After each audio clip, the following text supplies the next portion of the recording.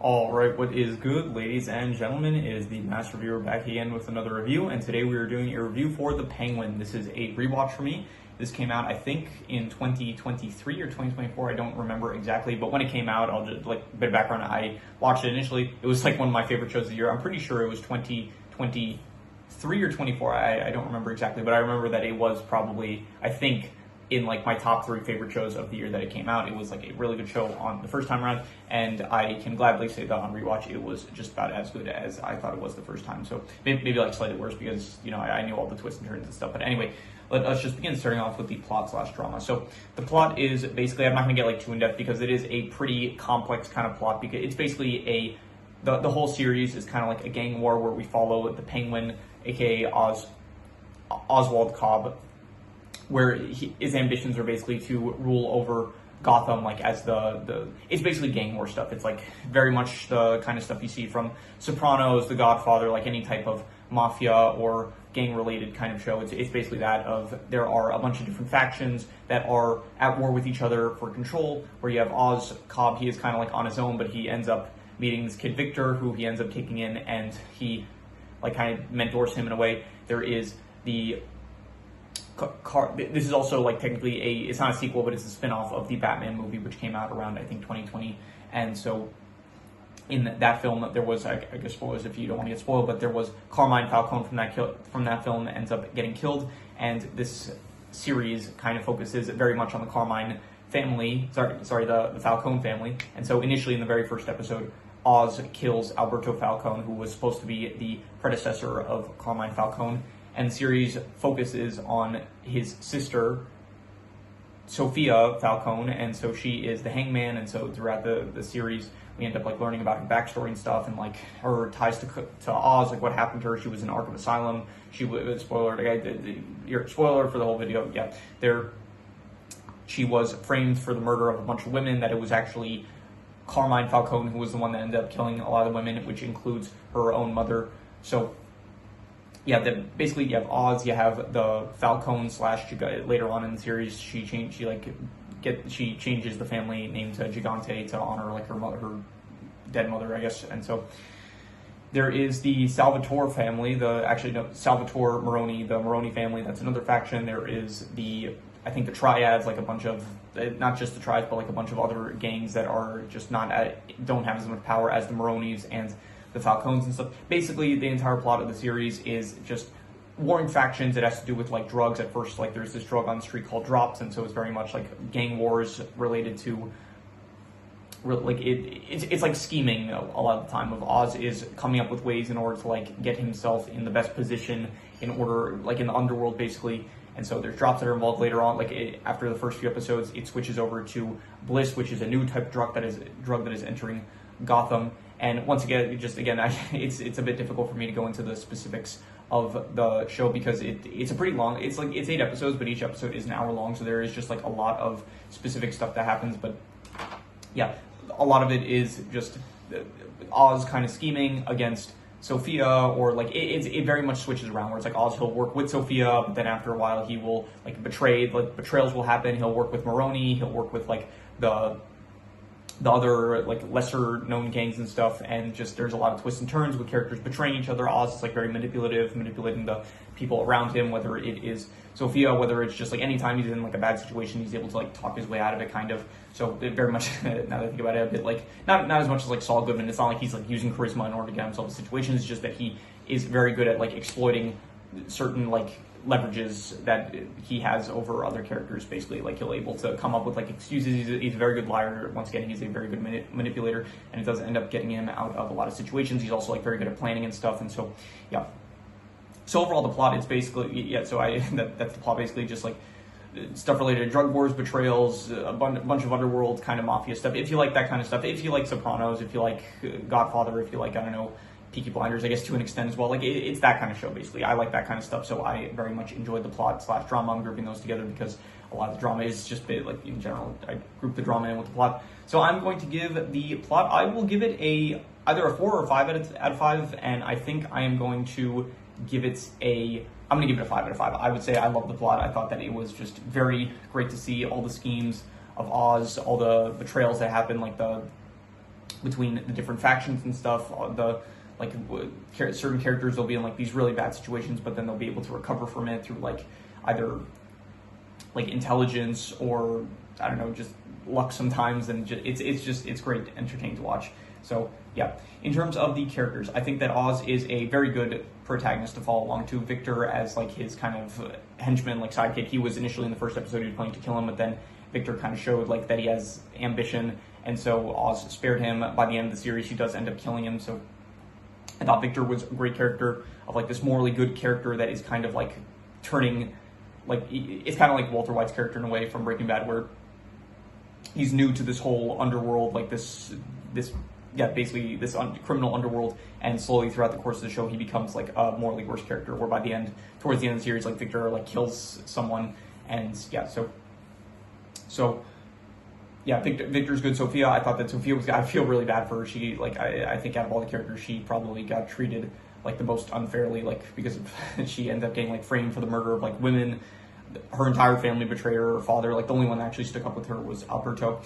And so I thought that she was, I feel like really bad for her, and so I think that she's a very interesting character where it's like she has very good justification for like doing a lot of the stuff that she does, but still she is like the antagonist and like the villain still, but like you do kind of understand a lot of like where she's coming from. So yeah, that Sophia was very good. Let's hear Salvatore Moroni. I thought he was good. Like the other kind of big, like the two big families are the Moronis and the Falcones, later turned Gigantes. Yeah, so I think that he was another like great opposition, another player on the board that was like that either Oz would work with, or that he ended like eventually the Moronis ended up kind of working with the Gigantes, and so I thought that was also great. I'll do a character ranking after this, and I'll get more into the specifics. I would say overall the characters are good, but it does kind of feel like specifically. It feels more so like the factions are more prominent and less so the characters themselves. Like it feels like, okay, when I think of like the Moronis and the Falcone / Gigantes a bit more than like the specific characters that are part of the factions, I would say. So, but even so, I would still overall give the characters, I would say, a solid, I think a 7.5. I'm going to say very good. Yeah, Oz is the one that definitely gets the most screen time, as well as Sophia, Victor as well, and besides that, everyone else is not as prominent. So you have like Johnny VD is a character that is working for the Falcone family. Like a lot of characters do end up dying throughout the series, so there are certain characters that do not have as much screen time as certain other characters. I forgot to mention Frances, Oz's mom. I think that she was great, and like especially towards the end, like all the reveals happening with like the characters, and like Frances revealing that she hated Oz like all these years, and she knew about Oz killing Benny and Jack, his brothers and stuff. I thought that it was very good with her character, like in terms of Oz's like backstory and like his motives for why he does certain things. So yeah, I thought that she was also great. Again, I'll get more into this with character ranking in the next video. So in terms of the settings, this all takes place in Gotham City, and I think that just this like universe of the Batman, it does a really good job of like portraying Gotham City as like this very like this poor place that like a lot of people are struggling, and there's like crime everywhere. This comes right after the events of the Batman, where the Riddler did like cause the entire city to flood, so it does feel very broken down, very worn down and stuff. But then you do have certain areas of like the rich suburb areas of Gotham which do feel a lot more like high class. So I think they do a good job of like portraying like the poor areas as well as like the rich areas, like that there's like definitely a class difference going on here. So I would give the settings, I would say probably I'll go like a besides the context, I guess, of the settings of like the poor areas and the rich areas and like the actual location, like there's not any specific location that feels too memorable, I want to say, except for maybe like the Falcone family house. Besides that, though, there's like the Iceberg Lounge. I think we have in like one scene, which I guess was cool. But yeah, there's really not like any. There's like the underground tunnel system area that Oz ends up like building his entire drug empire in. So, but there isn't really any specific location that feels very memorable, I would say. But all the locations, they feel good in like the context of the show, I guess. So, I guess for the settings, I'll give it like probably I'll go like a 6.5. I'm gonna say it's good settings, but yeah, just nothing like too specifically great, I would say. In terms of the worst thing, yeah, so there's apparently no genres that, like, I don't want to rate this as an action because it doesn't like really feel like an action, I would say. And I guess I could rate it like what I did with JoJo, where in JoJo I didn't rate it as much on the action, and I rated it more so on the tactics of the characters. So I think actually I will do that. I think we'll do a category that's called tactics.